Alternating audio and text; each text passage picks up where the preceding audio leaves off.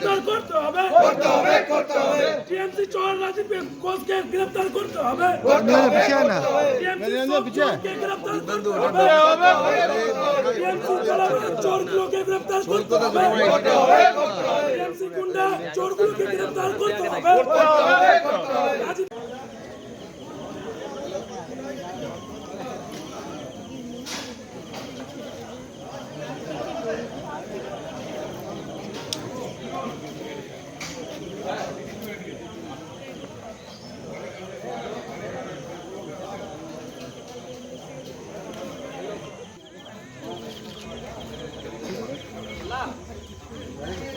দাও মানুষকে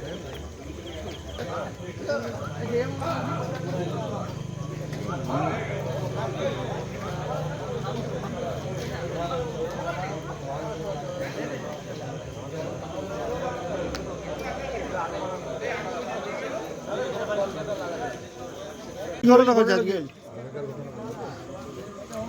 কি ঘটনা হয়েছে? বলুন কি হয়েছিল ঘটনাটা? যে ব্যাপারটা হচ্ছে যে আমাদের তানসেন মার্কেটে রাজীব ঘোষ এবং তার সঙ্গে জোনা কয়েক লোক বিশেষভাবে সন্তোষ মুখার্জি আমাদের যে বিধানসভার কনভেনার রয়েছে ওনার সঙ্গে যোগাযোগ করার চেষ্টা করেন। সন্তোষ মুখার্জি আমাদের খবর দেন যে এই ব্যাপার।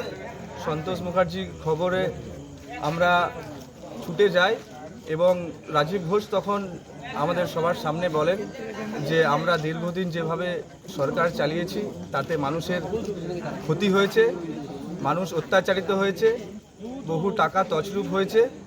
আমরা তার কথা শুনি এবং সন্তোষ মুখার্জি যিনি ছিলেন তিনি আমাদের বলেন যে আপনারা যেটা ভালো বুঝবেন সেটা করুন। আমরা সঙ্গে সঙ্গে দুর্গাপুর থানার পুলিশকে খবর দিই, তারা রাজীব ঘোষকে অ্যারেস্ট করে। এই হচ্ছে ব্যাপার। সন্তোষবাবু কাছে গেছিলেন কেন রাজীব ঘোষ? কারণ 2021 সালে দোসরামের পরে আমাদের 1 নম্বর ব্লক যেটা রয়েছে সেই 1 নম্বর ব্লকের যারা বিজেপির কর্মী রয়েছে তারা বহুভাবে অত্যাচারিত হয়েছে। আমাদের বিজেপি মহিলা কর্মী যারা রয়েছে তাদের শ্লীলতাহানি হয়েছে এবং তাদের ঘরে ঢোকার জন্য এই রাজীব ঘোষের মতো তোলাবাজদের বহু রকমের মোটা টাকা দেওয়া হয়েছে।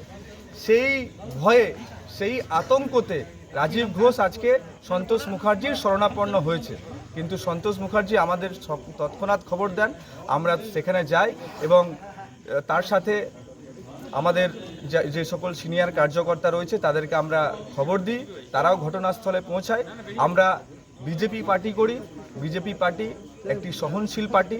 আমরা তৃণমূলের মতো অধ্যত্ত নই, আমরা বিজেপি করি, এটা আমাদের গর্ব।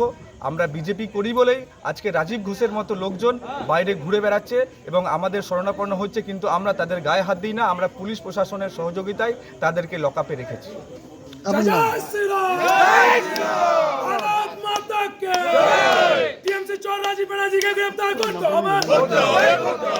আপনার নাম?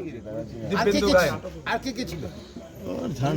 গ্রেফতার করতে হবে টিএমসি চোর রাজীব ঘোষকে গ্রেফতার করতে হবে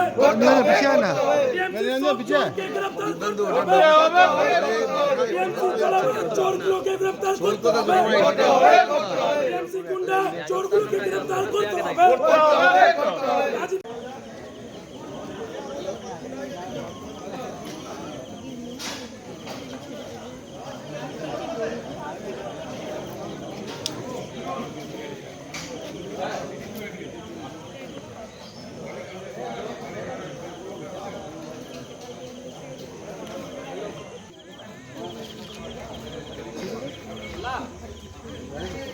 দাও মানুষকে